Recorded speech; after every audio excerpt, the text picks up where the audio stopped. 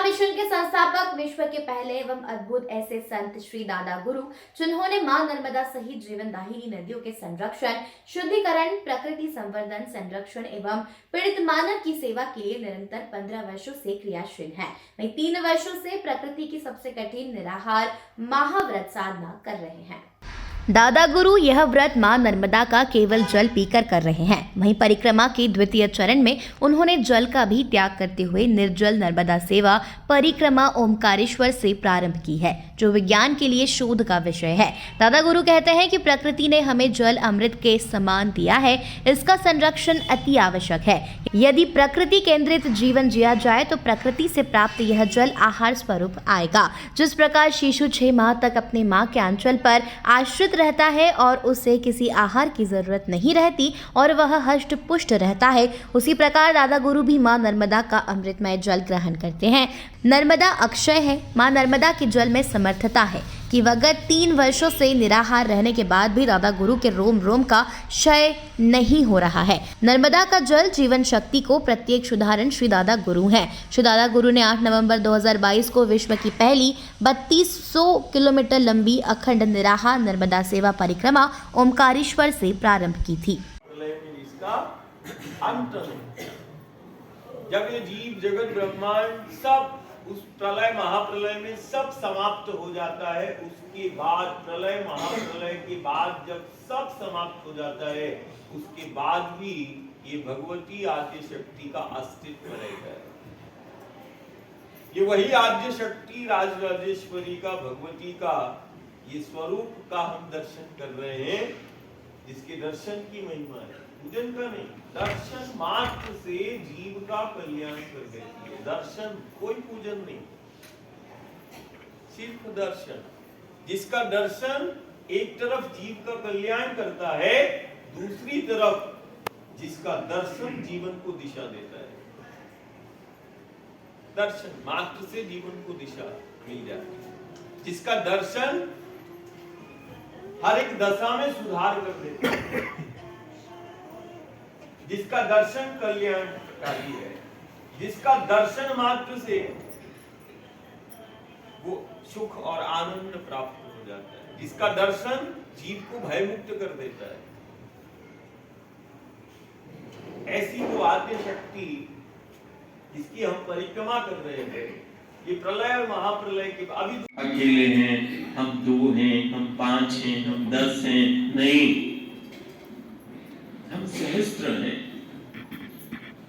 बोले हम लोग तो सिर्फ साथ में 2 लोग हैं, नहीं, साथ में 2 नहीं, 10 नहीं, 20 नहीं, तुम्हारे साथ में शंकर है, तुम्हारे साथ में गुरु है, तुम्हारे साथ में गोविंदा है, तुम्हारे साथ में जिसका साथ मिला है वो देखो, वो भगवती है, नर्मदा है ना। तो हमारे साथ में तो मैया है, हमारे साथ में तो गुरु है, गोविंद है, सब है। एक परिक्रमावासी से हम पहले दिन सिर्फ ये हम प्रार्थना, कारण परिक्रमावासी एक सन्यासी का जीवन जीता है। परिक्रमावासी एक सन्यासी का जीवन जीता है। और पहली साधना का पहला है कि वाणी निर्मल होना चाहिए, वाणी में संयम रखना है ना।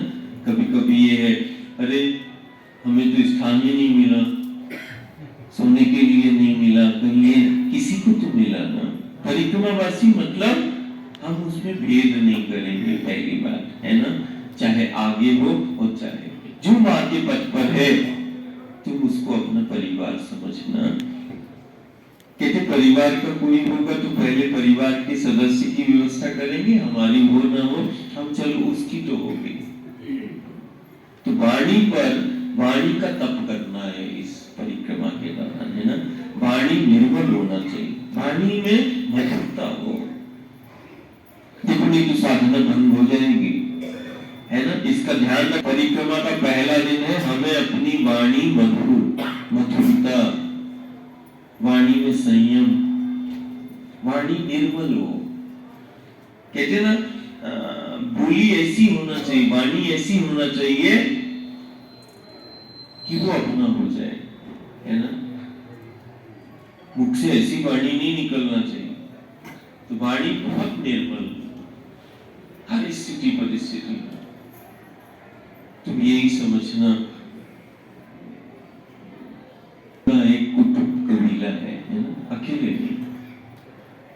है कि मां नर्मदा जलचर सेवा प्रकल्प जो जलचरों के पोषण और संरक्षण हेतु है, निवेदन है कि वे शासन और समाज के लिए 2 शब्दों में अपना संदेश दें, एक संरक्षक के रूप में इसके। जी,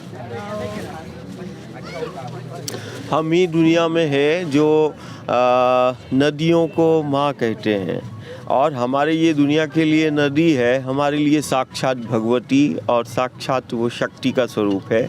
हमारा बड़ा सौभाग्य है कि हम एक ऐसे तट पर हम वास करते हैं जिसके दर्शन की महिमा बताई गई कि नर्मदा का मैया का दर्शन मात्र जीव का कल्याण करता है। और ये मैया के जल में, मैया के आंचल में रहने वाला प्रत्येक जीव, चाहे वो मछली हो, कछुआ हो या किसी भी प्रकार का, आज खेड़ी घाट पर जो समिति जल में रहने वाले उन मछलियों को आहार की व्यवस्था करती है, कहीं ना कहीं मैया के जल के शुद्धिकरण में उन मछलियों का भी, जल में रहने वाले जीव का भी उतना ही योगदान है जितना गांव और नगर के परिवार के सदस्य का है। जो नर्मदा के तट पर मछलियों को आहार कराता है या जल में रहने वाले जीव का जो आहार कराता है, वो सहस्त्र कोटि यज्ञ का फल प्राप्त करता है। यदि नर्मदा के जल, कहते ना हमें गंदगी नहीं करना है, सबसे बड़ी बंदगी आज की ये है कि हम कैसे अपने तट को स्वच्छ और पवित्र रखें। अविरल हो माँ नर्मदा की जलधारा, निर्मल हो माँ नर्मदा की जलधारा, और जल में रहने वाला प्रत्येक जीव का संरक्षण करना हमारा दायित्व है, कर्तव्य है। कारण वो कहीं ना कहीं जो माँ के आंचल में जीव पल रहे हैं या तट पर हमारे गांव नगर हैं, कहीं ना कहीं सबका पालन पोषण माँ करती है। और निश्चित रूप से ये खेड़ी घाट आने वाले समय में आदर्श को स्थापित करे। इसीलिए प्रत्येक तट पे रहने वाले गांव नगर को जो है ये देखना पड़ेगा कि यदि जल में रहने वाले जीव के साथ हम छेड़खानी कर रहे हैं तो हम अपराध कर रहे हैं, और तट पर यदि पेड़ पौधों को हम काट रहे हैं तो अपराध कर रहे हैं। अविरल हो माँ नर्मदा की जलधारा, निर्मल हो माँ रेवा की जलधारा। इसके लिए जल में रहने वाले जीव का भी हमें संरक्षण करना है और तट और पथ को हरा भरा करना है। नर्मदे